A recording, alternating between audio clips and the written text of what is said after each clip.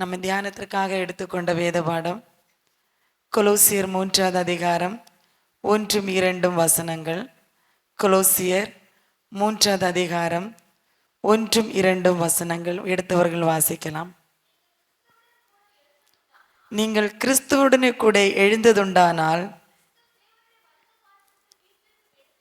கிறிஸ்து தேவனுடைய வலது பாரசத்தில் வீற்றிருக்கும் இடத்திலுள்ள மேலானவைகளை தேடுங்கள், பூமியில் உள்ளவைகளை அல்ல, மேலானவைகளையே நாடுங்கள்.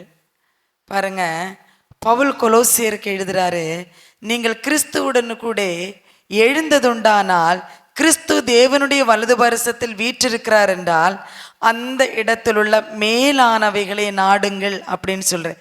எது மேலானவைகள்? மேலானவைகள் என்று சொன்னா என்ன? நம்ம பூமிக்குரிய காரியங்கள் என்னன்றது நமக்கு நிறைய பேருக்கு தெரியும் இல்லையா? நம்முடைய அன்றாட வாழ்க்கையில் நம்ம வாழ்கிறனால பூமிக்குரிய காரியங்கள் என்னன்றது நல்லாவே தெரியும். மேலானவைகளை நாடுங்கள் அப்படின்னு ஆண்டவர் சொல்கிறாரு. எது பூமிக்குள்ளவைகள் அல்ல, மேலானவைகளை நாடுங்கள். எது மேலானவைகள்? எது மேலானவைகள்? அதே அதிகாரத்தினுடைய 12வது வசனமும் 13வது வசனமும் படிங்க. ஆகையால் நீங்கள் தேவனால் தெரிந்து கொள்ளப்பட்ட பரிசுத்தரும் பிரியருமாய் உருக்கமான இரக்கத்தையும் தயவையும் மனத்தாழ்மையும் சாந்தத்தையும் நீடிய பொறுமையையும் தரித்து கொண்டு ஒருவரை ஒருவர் தாங்கி ஒருவர் பேரில் ஒருவர் குறைபாடு உண்டானால் கிறிஸ்து உங்களுக்கு மன்னித்தது போல ஒருவருக்கு ஒருவர் மன்னியுங்கள். மேலானவைகள் என்னன்றத கரெக்டாக இங்கே கொடுத்துருக்காங்க இல்லையா? ஆண்டவர் சொல்றாரு பாருங்க, நீங்கள் கிறிஸ்துவுடன் கூட எழுந்ததுண்டானால். நாம கிறிஸ்துவோடு கூட எழுந்திருக்கிறோமா? நம்ம எழுந்து இருக்கிறோமா? கிறிஸ்துவோடு கூட நம்ம எழுந்திருக்கிறோமா சிஸ்டர்? தெரியாது. கிறிஸ்துவோட எழுந்திருக்கிறீங்களா இல்லையா? கிறிஸ்துவோடு எழுந்திருப்பதுன்னா என்ன? சத்தமா சொல்லுங்க. கிறிஸ்துவோடு எழுந்திருப்பது என்பது என்ன? கிறிஸ்து எப்பொழுது எழுந்திருத்தார்? எப்போ எழும்பினாரு? மரித்து உயிரோடு கூட எழும்பினார் இல்லையா? எதுக்கு மரித்தாரு? பாவத்துக்கு மரிச்சிருக்காரு இல்லையா? பாவத்துக்கு மரித்த கிறிஸ்து உயிரோடு கூட நீதிக்கு எழும்பினார் இல்லையா? அவருடைய நீதி செய்கிறதுக்கு அவர் எழும்பினார் இல்ல? பாவத்துக்கு மரித்து நீதி, நாம் செய்த பாவத்திற்காக அவர் மரிக்கப்பட்டு அவர் இரத்தத்தினால நம்ம கழுகி அவர் நீதிக்கு எழும்பினார் இல்லையா? அதுதான் அவர் சொல்ல, நீங்கள் கிறிஸ்துவனோடு கூட எழுந்ததுண்டானால். நீங்க எழுந்ததுண்டா? கிறிஸ்துவோடு கூட எழும்பி இருக்கிறீங்களா? ஞானஸ்நானம் பெற்றிருக்கிறீங்களா? அப்ப பாவத்துக்கு மரிச்சிருக்கீங்கன்னு ஞானஸ்நானம் பெற்றிருக்கிறீங்களா சிஸ்டர்? அப்ப பாவத்துக்கு மரிச்சிருக்கிறோம் இல்ல பிரதர்? கரெக்டு தானே? பாவத்துக்கு நம்ம மரிச்சிருக்கிறோம். அப்ப பாவத்துக்கு மரித்த ஒவ்வொருத்தரும் கிறிஸ்துவோடு கூட என்ன பண்ணியிருக்காங்க? எழுந்திருந்திருக்காங்க இல்லையா? கிறிஸ்துவோடு கூட எழுந்திருந்துண்டானால் கிறிஸ்து தேவனுடைய வலது பரிசத்தில் வீற்றிருக்கும் இடத்தில் உள்ள மேலானவைகளை நாடுங்கள்ன்னு அவர் சொல்றாரு. இயேசு கிறிஸ்து எழுந்து பிதாவினுடைய வலது பரிசத்தில் உட்கார்ந்து இருக்கிறாரு.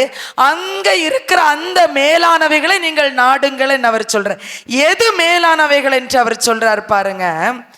ஆகையால் நீங்கள் தேவனால் தெரிந்து கொள்ளப்பட்ட பரிசுத்தரும் பிரியருமாய் உருக்கமான இரக்கத்தையும் தயவையும் மனத்தாழ்மையும் சாந்தத்தையும் நீடிய பொறுமையும் தரித்து கொண்டு.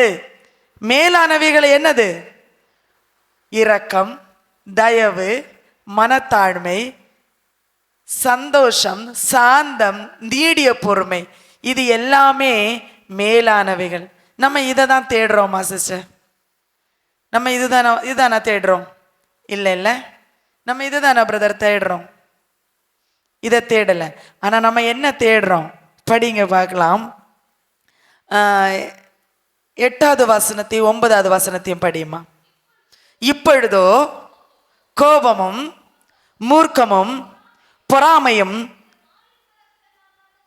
உங்கள் வாயில் பிறக்கலாகாத தூஷணமும் வம்பு வார்த்தைகளும் ஆகிய இவையெல்லாம் விட்டுவிடுங்கள்.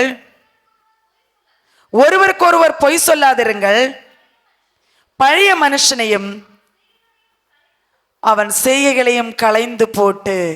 பாருங்களேன், நம்ம என்ன செய்யறோம்? மேலானவைகளை நம்ம நாடல. நம்ம என்ன செஞ்சிட்டு இருக்கிறோம்? கோபம், மூர்க்கம், பொறாமை, நம்முடைய வாயிலிருந்து புறப்படாத தூஷணங்கள், வம்பு வார்த்தைகள், இது எல்லாம் தான் நம்ம தேடுறோம் இல்லையா? இதை தானே நம்ம செஞ்சிட்டு இருக்கிறோம். ஆனா ஆண்டவர் என்ன சொல்றாரு? மேலானவைகளை நாடுங்கள் என்று சொல்றாரு. மேலானவைகளை நீங்கள் நாடுங்கள். அவர் கிறிஸ்து இயேசு பிதாவுடைய வலது பரிசத்தில் வீற்றிருக்கிறபடினால் அங்கே இருக்கிற மேலானவைகளை நீங்கள் நாடுங்கள்.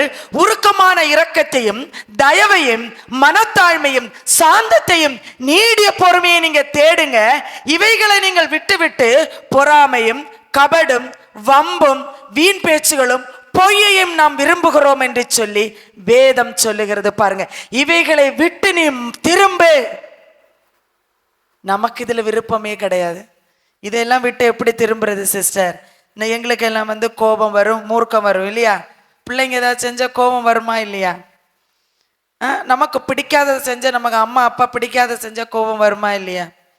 இந்த மீனை வாங்காதீங்க, இந்த மீன் குழம்பே வேண்டான்னு சொன்னா கூட நீங்க கேட்க மாட்டேங்கிறீங்க. சாப்பாடே எனக்கு வேண்டாம், கோபம் வருதா இல்லையா? நமக்கு பிடிக்காதது நமக்கு தரமும் கோபம் வருதா இல்லையா? வருது இல்லையா?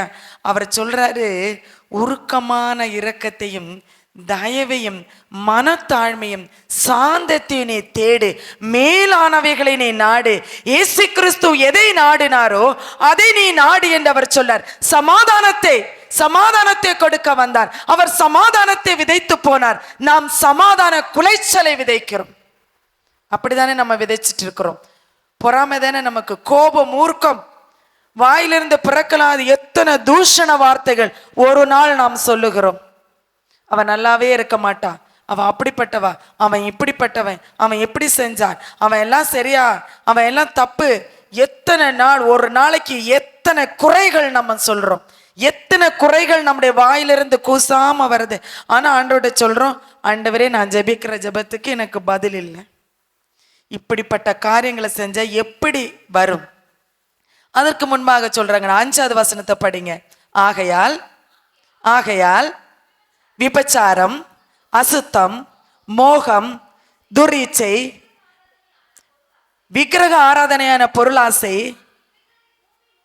இவைகளை பூமியில் உண்டு பண்ணுகிற உங்கள் அவயவங்களை அழித்து போடுங்கள்.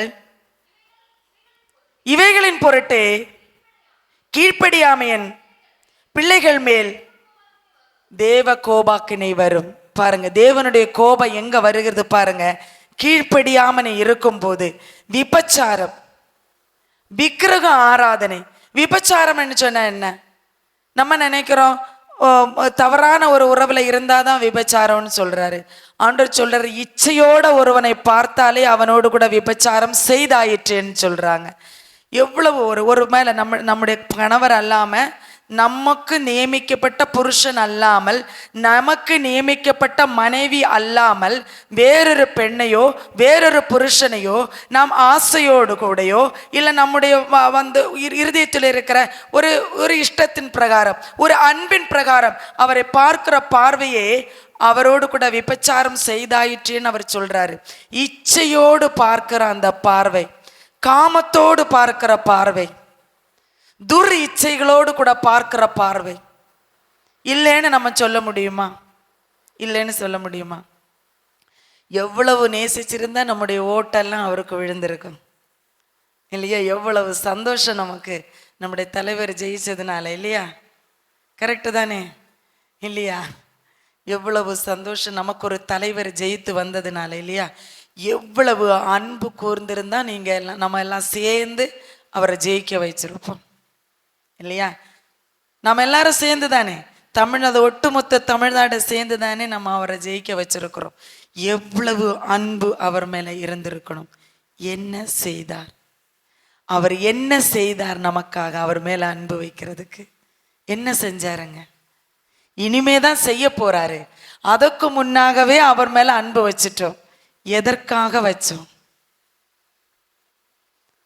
அவருடைய நடிப்பினால இல்லையா? மக்களுடைய இருதயத்தை கவர்ந்து இழுத்தாரு. நமக்காக சிலுவையிலே மரிக்கப்பட்ட, நமக்காக சிலுவையிலே தொங்கிக் கொண்டிருக்கிற, நமக்காக ஜீவனை கொடுத்த தேவன் மேல நமக்கு அன்பு இருக்கிறதா? அப்படி அன்பு இருந்ததுன்னு இந்த மேலானவைகளை நாம் நாடி இருப்போம் இல்லையா? இந்த மேலானவைகளை செய்கிறதுக்கு நாம் தீவிரித்திருப்போம் இல்லையா? ஒரு உலக மனிதனை நாம் இவ்வளவு நேசிக்கிறோம் என்றால், பரலோகத்துக்கு இருக்கிற தேவன் நம்முடைய ஜீவனை காப்பாற்றுகிறதுக்கு தன் ஜீவனையே சிலுவையிலே கொடுத்திருக்கிறார் என்ற எவ்வளவு அன்பு நம்ம வச்சிருக்கணும். அவர் நமக்காக செய்தார், செஞ்சவங்களை மறந்துட்டும் செய்ய போறவங்கள் மேல அன்பு வச்சுட்டும். இதுதான் நம்ம செய்யறோம் பாருங்க. ஒரு மணவாட்டி தன் மணவாளனோடு கூட சேர போகும் பொழுது அதிக எதிர்பார்ப்புகளோடு கூட கடந்து செல்லுவான். என்ன சொன்னாலும் கேட்பா. அவர் என்ன செய்வார்ன்றே தெரியாது. முதல் தடவை ஒரு மணவாட்டி ஒரு மணவாளனை வந்து ஏற்றுக்கிட போடுமா அன்றைய நாள், அந்த மணநாள் அன்றைக்கு அவங்களுக்கு மணமுடிக்கும் பொழுது அந்த கணவரை ஏற்றுக்கொள்வார். என்ன செய்வாரன்றே தெரியாது, ஆனால் அவர் என்ன சொன்னாலும் கேட்பான். எதையுமே தட்டி கழிக்க மாட்டாங்க, அன்போடு வரவேற்பாங்க, எப்போ வருவாருன்ற எதிர்பார்ப்போடு கூட இருப்பாங்க. ஆனா நமக்காக ஜீவனை கொடுத்த தேவன், பிதாவினுடைய வலது பார்சத்தில் வீற்றிருக்கிற தேவன், அவர் மேலானவைகளை நீங்கள் நாடுங்கள். ஏன் மேலானவைகளை நாட வேண்டும் என்றால் 3வது வசனத்தை சொல்லியிருக்கிறேன். ஏனென்றால் நீங்கள் மரித்தீர்கள், உங்கள் ஜீவன் கிறிஸ்துவுடனே கூட தேவனுக்குள் மறைந்திருக்கிறது என்று சொல்றாரு பாருங்க. அது மறைந்திருக்கிறது நம்முடைய ஜீவன். ஞானஸ்நானம் எடுக்கும்போது பாவத்துக்கு மரிக்கிறோம். பாவத்துக்கு மரித்த நாம் கிறிஸ்துவோடு கூட இணைக்கப்பட்டிருக்கிறோம். கிறிஸ்துவோடு கூட இணைக்கப்பட்டு தேவனுக்குள் மறைக்கப்பட்டிருக்கிறது நம்முடைய ஜீவன். ஆனா இதையெல்லாம் நம்ம பொருட்படுத்தாத கோபமும் மூர்க்கமும் பொறாமைகளும் வம்பு வார்த்தைகளும் வீண் பேச்சினாலையும் நம்முடைய வாழ்க்கைகளை நாம் அழித்து கொண்டிருக்கிறோமே. நமக்கு உணர்வில்லையே, நமக்கு உணர்வில்லையே. அன்னைக்கு இஸ்ரவேல் ஜனங்கள் என்ன பண்ணாங்க தெரியுமா? வனாந்தரத்துல அவர்களுக்கு புசிக்கிறதுக்கு ஒரு மன்னாவை அவர்களுக்கு கொடுக்கப்பட்டது. அந்த மன்னாவை எடுக்கிறதுக்கு காலையிலே அதிகாலையிலே போவாங்க. ஏன்னா வெயில் வந்துட்டா அந்த மன்னா உருகி போயிடும். அந்த மன்னாவை பார்க்க முடியாது, அது பொறுக்க முடியாது. ஏனென்றால் அது மல்லியுடைய விதை இருக்குல்ல, மல்லி விதை அளவு தான் இருக்கும். ஒரு மல்லி விதை எவ்வளவு இருக்கும்? ரொம்ப சின்னது இல்லையா? அது உருகி போயிட்டுன்னா அவ்வளவுதான். அந்த மன்னாவை எடுக்கிறதுக்கு அவர்கள் தூங்காமல் இருப்பார்களாம், அதிகாலையிலே விழித்து கொள்வார்களாம். அவங்க தூங்கிட்டாங்கன்னா அன்னைக்கு அவங்களுக்கு சாப்பாடு இல்லை. அசந்து அவங்க தூங்கிட்டாங்க. ஏன்னா காலையில விடிஞ்சிச்சா என்ன ஆகும்? அதெல்லாம் உருகி போயிடும், அது அங்க இருக்காது, வெளியில இருக்காது.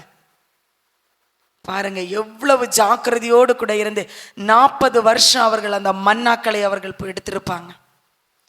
இன்னைக்கு நமக்கு விடிஞ்சாலும் பரவாயில்ல, நல்ல சூரியன் உதிச்சு கண்ணு மேல நமக்கு உதிச்சாலும் நம்ம தேவனை தேடுறதில்லை. நல்லா இழுத்து பூத்திட்டு 8 மணி வரைக்கும் நல்லா தூக்கம், நல்ல 3 வேளை சாப்பிட்டுட்டு, ஏன்னா உருகி போற சாப்பாடு இல்லையே, எத்தனை நாள் வேணாலும் ஃப்ரீஸ் பண்ணி வைக்கலாம். நமக்கு தான் ஃப்ரிட்ஜு கொடுக்கப்பட்டிருக்கிறது. எத்தனை நாள் வேணாலும் சமைச்சு நம்ம அதுக்குள்ள வச்சுட்டு எடுத்து சூடு பண்ணி சாப்பிட்டா போதும். சிலவங்க சூடு பண்றதில்ல, அப்படியே தான் எடுத்து சாப்பிட்றாங்க. அதுக்கு தான் வைக்கப்பட்டிருக்கிறது நிறைய. அதான் வந்து சொல்றாரு, பொருளாசை ஆகிய விக்கிரக ஆராதனை ஆகிய பொருளாசை, விக்கிரக ஆராதையான பொருளாசை ஆகிய இவைகளை பூமியில் உண்டு பண்ணுகிற உங்கள் அவயவங்களை அழித்து போடுங்கள். பொருளாசை நம்மிடத்துல எதை எல்லாத்தையும் சேர்த்து வச்சிருக்கிறோம், எல்லாம் சேர்ந்து இருக்குது நமக்கு ஜீவன். அதனால நல்லா தூங்கி எழும்பினா போதும். ஆனால் அன்றைக்கு இஸ்ரவேல் ஜனங்களுக்கு அப்படி அல்ல. வனாந்திரத்தில் அவர் பிரயாணம் பண்ணி கொண்டு வந்தால் அவர்கள் சாப்பிட வேண்டும் என்றால் அதிகாலையிலே எழும்ப வேண்டும், மன்னாக்களை பொறுக்கி கொள்ள. அந்த மன்னாவை அடுத்த நாளுக்காக சேர்த்து வைக்க முடியாது. அப்படி அவர்கள் சேர்த்து வைத்தால் அது அரித்து போய், அது பூச்சியும் புழுவும் வந்து அது நாற்றம் எடுத்து விடும், அதை சாப்பிட முடியாது. இன்றைக்கு அப்படிப்பட்ட ஆகாரம் நமக்கு தேவன் கொடுத்திருந்தால் கண்டிப்பா நம்ம உணர்ந்திருப்போங்க. இன்னைக்கு அதை பத்தி நமக்கு கவலையே இல்லை. நமக்கு தான் நல்ல செல்வ செழிப்பா எல்லா செல்வத்தையும் நமக்கு தந்திருக்கிறாரு. நல்ல திருப்தியாய் சாப்பிட்டு நல்லா தூங்கி தேவனை தேடாமல் மேலானவைகளை நம்ம நாட வேண்டிய அவசியமே இல்லை. நல்லா நம்ம ஞானஸ்நானம் எடுத்தோமா, திருவிருந்து எடுத்தோமா, கர்த்தர் நம்மளை பரலோகத்துக்கு கொண்டு விடும். அப்படி மட்டும் நீங்க நினைக்காதீங்க, ஒரு நாளும் நடக்காதது. பிதாவினுடைய சித்தத்தை செய்கிறவர்கள் மட்டுமே போவார்கள். அப்ப இந்த மேலானவைகளை இங்க நாடல்ல, ஒருவருக்கொருவர் தாங்கி ஒருவர் பேரில் ஒருவர் குறைபாடு உண்டானால் கிறிஸ்து உங்களுக்கு மன்னித்தது போல ஒருவருக்கொருவர் மன்னியுங்கள். நம்ம மன்னிக்கிறோமா? எத்தனை பகை, சகோதரங்களுக்குள்ள எவ்வளவு பிரச்சனைகள், தாய் தகப்பனுக்குள்ள எவ்வளவு பிரச்சனைகள், கணவன் மனைவிக்குள்ள எவ்வளவு பிரச்சனைகள். உன்னை மன்னிக்கவே முடியாது, நீ போ. மன்னிப்பு அவர் சொல்ற, ஒருவருக்கொருவர் மன்னியுங்கள், கிறிஸ்து உங்களுக்கு மன்னிச்சு. நீ செய்யக்கூடாதன தவிர, நீ பரலோக ராஜ்யத்திலே பிரவேசிக்கிறதுக்கு தகுதி இழந்தவனா இருந்தும் அவருடைய ஜீவனை கொடுத்து உனக்கு தகுதிப்படுத்தி இருக்கிறார். பரலோக ராஜ்யத்திலே போகிறதுக்கு ஒரு வாய்ப்பை கொடுத்திருக்கிறார். அந்த வாய்ப்பை நம்ம பிரயோஜனப்படுத்தி கொள்றோமா? நம்ம பிரயோஜனப்படுத்தி கொள்றதில்லை. ஆனா நம்ம என்ன சொல்றோம்? நான் ஜெபிக்கிறேன் சிஸ்டர், நான் ரொம்ப நாளாக ஜெபிச்சுட்டு இருக்கிறேன் என் கணவர் மனமாறணும்னு, நான் ரொம்ப நாளாக ஜெபிச்சுட்டு இருக்கிறேன் என் புள்ள மனமாறணும்னு, நான் ரொம்ப நாளாக ஜெபிச்சுட்டு இருக்கிறேன் என் கடன் மாறணும், நான் ரொம்ப நாளாக ஜெபிச்சுட்டு இருக்கிறேன் எனக்கு ஒரு வீடு வாசல் வேணுமென்று, நான் ரொம்ப நாளாக ஜெபிச்சுட்டு இருக்கிறேன் எனக்கு ஒரு வேலை வேண்டும் என்று, நான் ரொம்ப நாளாக ஜெபிச்சுட்டு இருக்கிறேன் எனக்கு ஒரு நல்ல வருமானம் வேண்டும் என்று. ஏன் கிடைக்கல? இந்த மேலானவைகளை நீ நாடவில்லை.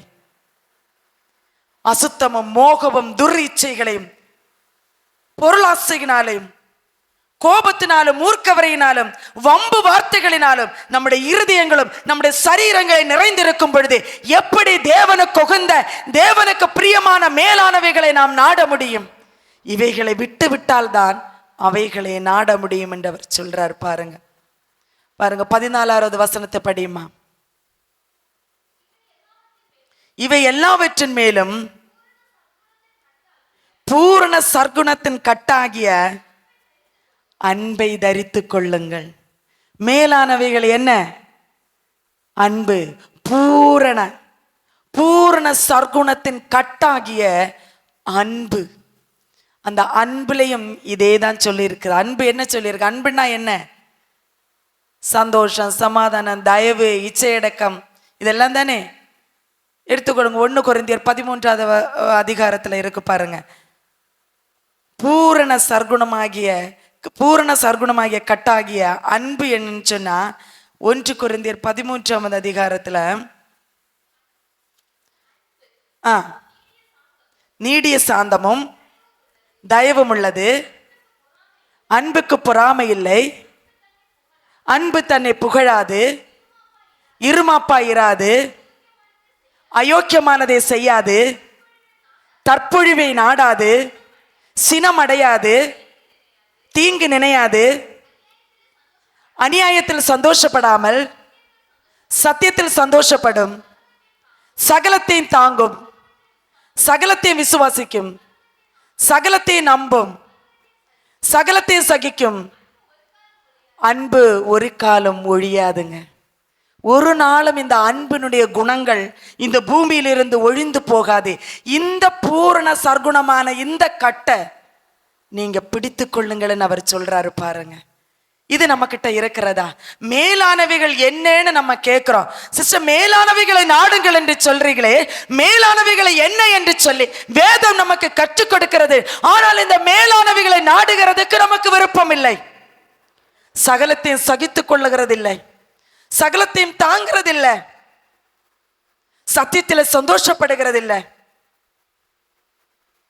அது தன்னை புகழாது, அது இருமாப்பாயிராது.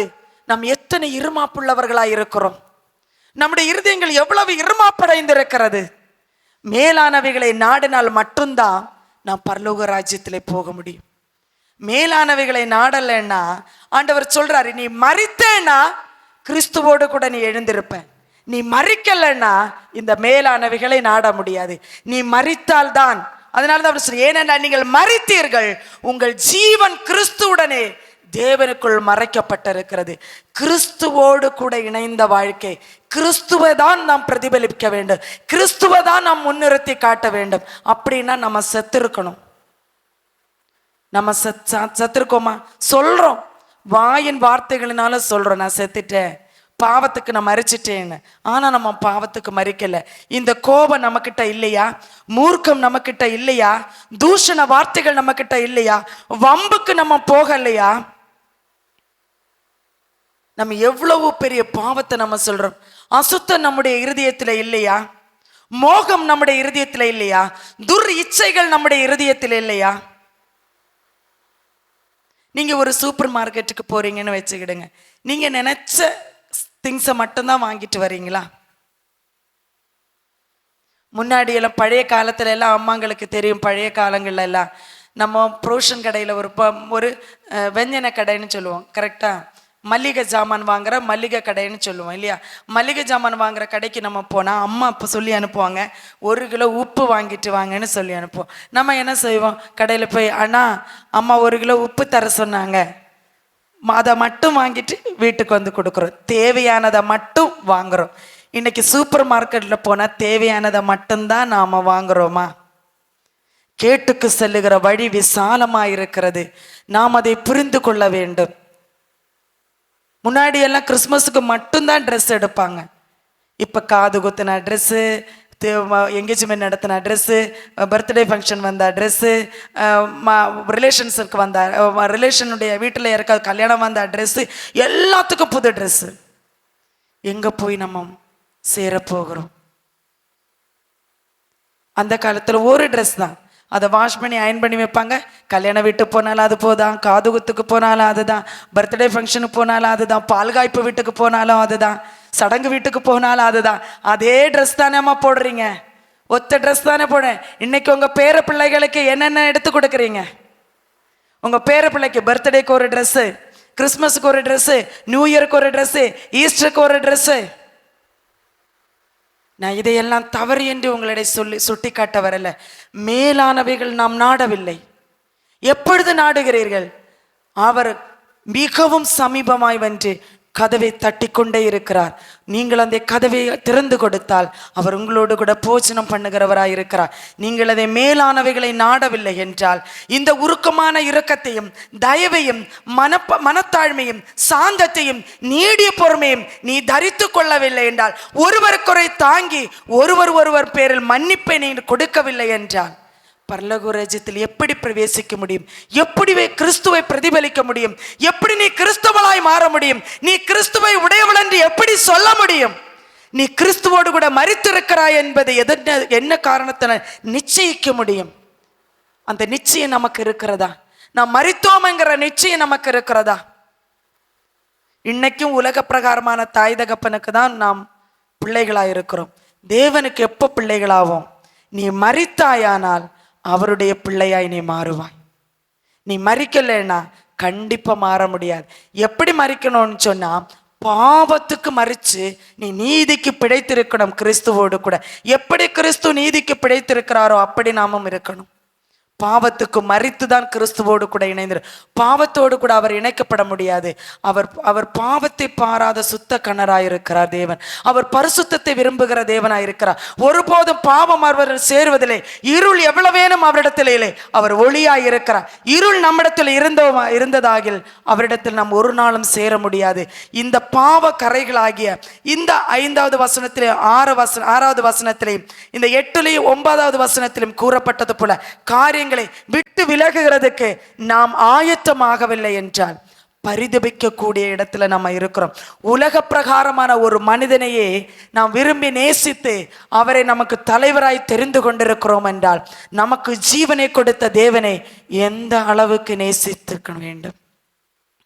உனக்காகவும் எனக்காகவும் மரித்திருக்கிறார். அவர் ஜீவனோடு கூட எழுந்தும் இருக்கிறார். உன்னை அவரால் மட்டும்தான் காப்பாற்ற முடியும்.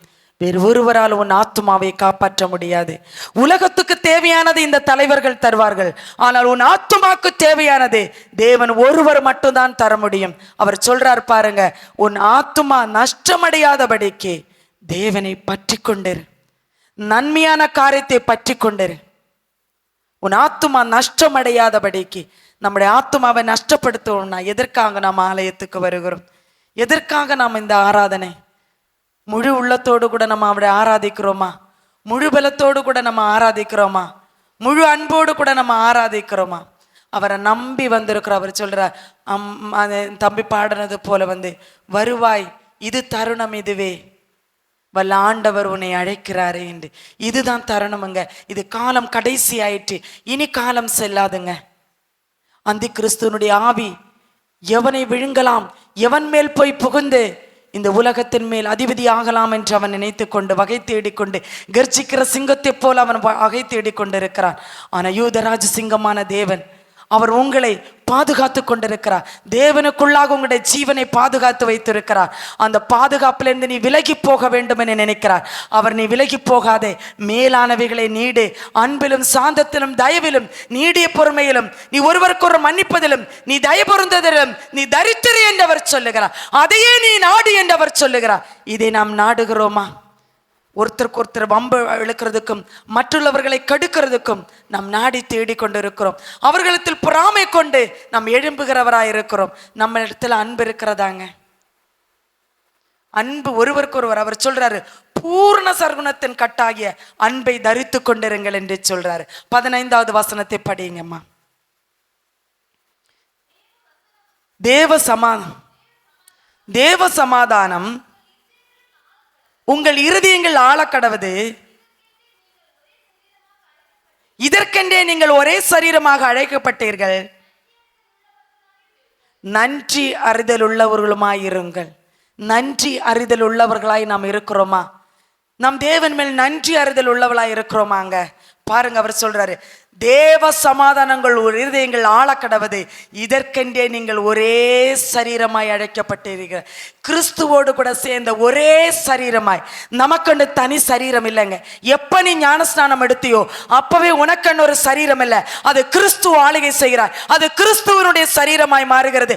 அவருடைய ஆலயமாய் மாறுகிறீர்கள். அவருடைய ஆலயத்தினை கெடுத்தால் உன்னை அவர் கெடுத்து போடுவார் என்பதை மறந்து விடாதே. ஒரே சரீரமாய் இருக்கிறீர்கள் என்று சொல்றார். இதற்காகவே நீங்க அழைக்கப்பட்டீர்கள். உங்களை அழைச்சி இந்த சபையில இந்த ஆலயத்துல ஆராதிக்கும்படியாக உங்களை இந்த இடத்துல நாட்டி இருக்கிறாண்டா. உங்கள் சரீரம் கிறிஸ்துவருடைய ஆலயமாய் இருக்கிறது. அவருடைய சரீரமாய் ஒரே சரீரமாய் அழைக்கப்பட்டிருக்கிறீர்கள். நீங்கள் நன்றி அறிதல் உள்ளவர்களாய் இருங்கள். இன்றைக்கு நன்றி அறிதல் உள்ளவர்களாய் இருக்கிறீங்களா? மேலானவைகளை தான் நாடுகிறீர்களா? பிதாவினுடைய வலது பார்சத்தில் வீற்றிருக்கிற கிறிஸ்துவனுடைய சிந்தை உடையவர்களாய் இருக்கிறீங்களா? மேலானவர்களை மனத்தாழ்மை உள்ளவர்களாய் இருக்கிறீங்களா? தயவுள்ளவர்களாய் இருக்கிறீங்களா?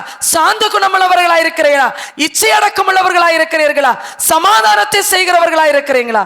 இதையெல்லாம் நாடாமல் துர் இச்சையினாலையும் மோகத்தினாலையும் காம விகாரங்களினாலும் பொருளாசையினாலும் கோபத்தினாலும் துர் இச்சைகளினாலும் நம்முடைய துர்க்குணங்களினாலும் நம்முடைய ஆண்டவர் வம்பெழுக்கிற வார்த்தை தூஷண வார்த்தைகளினாலும் நம்முடைய இருதயங்கள் நிறைந்திருக்கிறது. இதை விட்டு விடுங்கள் என்று அவர் சொல்றார். இதை விட்டுட்டு வா, இதே உனக்கு காலம் என்று கடைசி காலமாயிருக்கிறதுனால ஆண்டவர் உங்களுக்கு ஒரு எச்சரிப்போடு கூட சொல்றாரு. நம்முடைய எழும்பலாமா? நம்முடைய கண்களை மூடி நம்ம ஆண்டவருடைய சமூகத்துக்கான நேராக நம்ம திரும்புவோமா? ஹல்லேலூயா. உம்மை நன்றியோடு கூட துதிக்கிறோம் கர்த்தாவே. உம்மை நன்றியில் உள்ளத்தோடு கூட துதிக்கிறோம் ஆண்டவர். அப்பா உம்மை நன்றியோடு கூட துதிக்கிறோம் ஆண்டவரே. அப்பா, இந்த இரவு வேளையிலே உம்முடைய சமூகத்திலே ஆண்டவரே அழகான வசனத்தை ஆண்டவரே தியானிக்க நீ செய்த கிருபைக்காக உமக்கு நன்றி செலுத்துகிறோம் ஆண்டவரே. ஆவியோடு உண்மையோடும் தேவன் அப்பா ஆண்டவரே உம்மை ஆராதிக்க ஆண்டவரே சப்பா ஆண்டவரே நாங்கள் வந்திருக்கிறோம் தேவன் அப்பா ஆண்டவரே. உம்முடைய சமூகம் என் பாக்கியமே தேவன் அப்பா. ஓடி வந்தேன் ஆண்டவர் அப்பா உம்மை நோக்கிட, உம் குரல் கேட்க. ஏ ராஜா, ஏசு ராஜா, உம்முடைய சமூகத்தை நான் தேடி வந்திருக்கிறோம் ராஜா. உம் சமூகமே என் பாக்கியமே, உம் சமூகமே என் பாக்கியமே. ஓடி வந்தேன் உம்மை நோக்கிட, ஓடி வந்தேன் உம்மை நோக்கிட, உம் குரல் கேட்க ராஜா, இயேசு ராஜா, ராஜா இயேசு ராஜா. எத்தனையோ எழில் மிகு காட்சிகள் கண்டாலும் உமக்கது ஈடாகுமோ? எத்தனையோ எழில் மிகு காட்சிகள் கண்டாலும் உமக்கது ஈடாகுமோ? தண்ணீரே, ஊற்று தண்ணீரே, உம் நதியில் ஒவ்வொரு நாளும் நான் மூழ்கணுமே. உம் சமூகமே என் பாக்கியமே, உம் சமூகமே என் பாக்கியமே. ஓடி வந்தேன் உமை நோக்கிட, ஓடி வந்தேன் உமை நோக்கிட, உம் குரல் கேட்க ராஜா இயேசு ராஜா. என் பாவம் நீங்கிட எடுத்தீரே சிலுவையை, என்ன உம் அன்பு. என் பாவம் நீங்கிட எடுத்தீரே சிலுவையை, என்ன உம் அன்பு. தென்றலே, கல்வாரி தென்றலே, அசைவாடும் ஆட்கொள்ளும் என்னில் ஆளுகை செய்யும். அசைவாடும் ஆட்கொள்ளும் என்னில் ஆளுகை செய்யும். உம் சமூகமே என் பாக்கியமே, உம் சமூகமே என் பாக்கியமே. ஓடி வந்தேன் உமை நோக்கிட, ஓடி வந்தேன் உமை நோக்கிட, உம் குரல் கேட்க ராஜா இயேசு ராஜா. எஸ் டாடி, உம்மை நன்றியோடு கூட துதிக்கிறோம் ராஜா. ஆண்டவரே, உம்முடைய குரலை கேட்கும்படியாய் நான் வந்திருக்கிறேன் ஆண்டவரே. ஆண்டவரே, என்னுடைய பாவம் நீங்க ஆண்டவரே உம்முடைய சிலுவையை எடுத்து கர்த்தாவே எனக்காக சிலுவையிலே நீர் மரித்தீர் கர்த்தாவே, எனக்காக மரித்து கர்த்தாவே பிதாவினுடைய வலது பரிசத்திலே ஆண்டவரே நீர் வீற்றிருக்கிறீர் கர்த்தாவே. அந்த இடத்தில் உள்ள மேலானவைகளை நாடும்படியாக, மேலானவைகளை நாடும்படியாக நீர் எங்களை அழைத்திருக்கிறீர் கர்த்தாவே. அந்த மேலானவைகளை நாட ஆண்டவரே நீர் எங்களுக்கு கிருபை தாரும் ஆண்டவரே. அந்த மேலானவைகளை, அந்த மனத்தாழ்மையை, அந்த சாந்தத்தை, நீடிய பொறுமையை, தயவை, நற்குணத்தை, இச்சையடக்கத்தை ஆண்டவரே நாங்கள் நாட எங்களுக்கு கிருபை தாரும் ஆண்டவரே. நீர் ஆண்டவரே பாவம் செய்த எங்களை மன்னித்தது போல மற்றவர்களை நாங்கள் மன்னிக்க எங்களுக்கு மனதை தாருங்க என்று கேளுங்க. அப்பா, எனக்கு மனதை தாங்க அப்பா. துர இச்சையினாலையும் ஆண்டவரே மோகத்தினாலும் ஆண்டவரே சப்பா காம விகாரங்களினாலும் ஆண்டவரே சப்பா பொறாமைகளினாலும் கபடுகளினாலும் வீண் வார்த்தைகளினாலும் வம்புகளினாலும் எங்கள் இருதயங்கள் நிறைந்திருக்கிறது ராஜா. அப்பா, எங்கள் இருதயங்களை பரிசுத்தப்படுத்துங்க கர்த்தாவே. ஆண்டவரே, எங்கள் இருதயங்களை நீர் பரிசுத்தப்படுத்தும் ராஜா. இப்பொழுது எங்களை பரிசுத்தப்படுத்துங்க அப்பா. ஆண்டவரே, நாங்கள் எங்களை ஒப்புக் கொடுக்கிறோம் என்று ஒப்புக் கொடுங்க. கர்த்தர் உங்களுடைய சமீபமாய் இருக்கிறார். தேவன் உங்களை ஆண்டவரே இந்த கடைசி காலத்திலே உங்களை தெரிந்து கொண்டிருக்கிறார். அவர் உங்களை தெரிந்து கொண்டார் என்றால் நிச்சயமாகவே அவர் உங்களுக்காக எழும்புகிறவராய் இருக்கிறார். அவர் உங்களுக்கு அந்த இருதயத்தை கொடுக்கிறவராய் இருக்கிறார். தாழ்மையுள்ள இருதயத்தை அவர் கண்ணோக்குகிறார். ஐயோ, நொறுங்குண்ட உள்ளத்தில் வாசம் செய்கிற தேவனாயிருக்கிறார். நொறுங்குண்ட உள்ளத்தில் வாசம் செய்கிறாயிருக்கிறார். நீ நொறுங்குண்ட உள்ளமாயிருக்கிறாயா? உன் இருதயம் தேவனுக்குள்ளாக நொறுங்குகிறதா? ஐயோ, நான் பாவம் செய்தேன் அப்பா, நான் பொருளாசையிலே நான் சிக்கி கிடக்கிறேன். இந்த பொருளாசையிலிருந்து என்னால வெளியே வர முடியவில்லை அப்பா. இந்த ஆசையிலிருந்து, மோகத்திலிருந்து என்னால வெளியே வர முடியல அப்பா.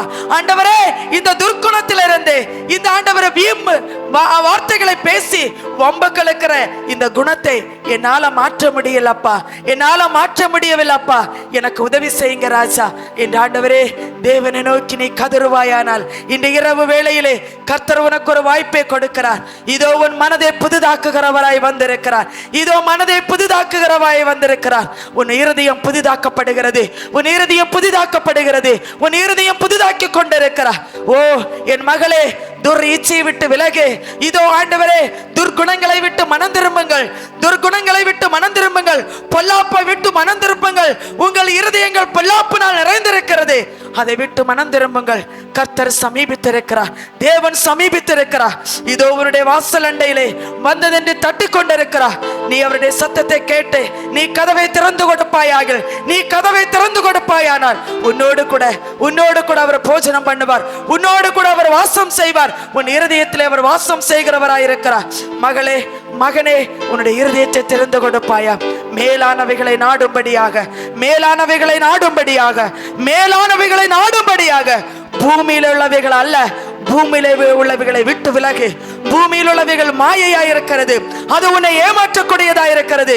சடுதியில நீ நாசமடைவாய். உன் இருதயத்தை நீ கடினப்படுத்தாத, உன் இருதயத்தை நீ கடினப்படுத்தாத, உன் இருதயத்தை நீ கடினப்படுத்தாத. அப்பா, என் இருதயத்தை மாற்றுங்க ஆண்டவரே, என் இருதயத்தை மாற்றுங்க ஆண்டவரே. அப்பா, நான் ஆண்டவரே கேடானவைகளை சிந்திக்காதபடிக்கு நல்லவைகளை சிந்தித்து நன்மையானவைகளை செய்ய எனக்கு கற்றுத்தாரும் அப்பா. பரிசுத்த ஆவியானவரே, என்னை ஆளுகை செய்யுங்க என்று கூப்பிடுங்க, ஆளுகை செய்யுங்க என்று கூப்பிடுங்க. உலகத்தில் ஒரு மனிதனை நீங்கள் தெரிந்தெடுக்க கூடுமானால் உன் ஆத்துமாவை ரட்சிக்கக்கூடிய ஆத்துமா மலவாணனை தெரிந்து கொண்டிருக்கிறாய். ஆத்துமா மலவாணன் வந்திருக்கிறார். அவர் சொல்லுகிறார், என் மனமாட்டியே, உன் உடையை நீ களைந்து விட்டிருக்கிறாய் என்று சொல்லி. துதியின் நாடை எங்கே? உன்னுடைய ரட்சிப்பின் வஸ்திரம் எங்கே?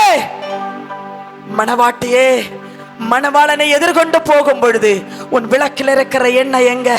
உன் விளக்கில் இருக்கிற எண்ணெய் எங்க? உன் விளக்கில் எண்ணெய் இல்லையே, உன் விளக்கு அணைந்து போகிறதே. உன் விளக்கு ஆண்டவரை எரிய வைக்க முடியவில்லை. நீ உணர்ந்து கொள் மணவாட்டியே, நீ உணர்ந்து கொள் மணவாட்டியே. நீ நினைக்கலாம் நான் கிறிஸ்துவனுடைய மணவாட்டியா இருக்கிறேன் என்று சொன்னா, ஆனா விளக்குல எண்ணெய் இல்லாம இருக்கிற, நீ விளக்குல எண்ணெய் இல்லாம இருக்கிற. உன் விளக்குல எண்ணெயோடு கூட எரி என்று அவர் சொல்லுகிறார். மணவாட்டியே, உன் துதியின் ஆடையே, உன் வஸ்திரம் எங்க? உன் ரட்சிப்பின் வஸ்திரம் எங்க? ஆண்டவர்கிட்ட கேட்டு பெற்றுக்கொள் என்று அவர் சொல்லுகிறார். லவோதிக்க சபையே, உணர்ந்து கொள், உணர்ந்து கொள். நீ கர்த்தரிடத்துல கேட்டு பெற்றுக்கொள், வெண்வஸ்திரத்தை கேட்டு பெற்றுக்கொள். உன்னுடைய கண்களுக்கு நீ கலிகத்தை போடு என்று அவர் சொல்லுகிறார். உன் கண்ணை பாவத்துக்கு மற, பாவத்துக்கு விரைந்து ஓடாத. உன் பாவத்திலிருந்து விடுதலை தரும்படியாக தேவனிடத்துல கேளு, தேவனிடத்துல கேளு. ஐயோ, என் பாவ கண்கள் மூடட்டும், என் பாவ கண்கள் மூடட்டும், என் பாவ கண்கள் மூடட்டும். ஆண்டவரே, பரிசுத்தமாய் வாழ எனக்கு ஒரு வாய்ப்பு கொடுங்க, பரிசுத்தமாய் வாழ எனக்கு ஒரு வாய்ப்பு கொடுங்க. நான் அறியாமல் இருக்கிறேன், நான் விழுந்து போனேன்.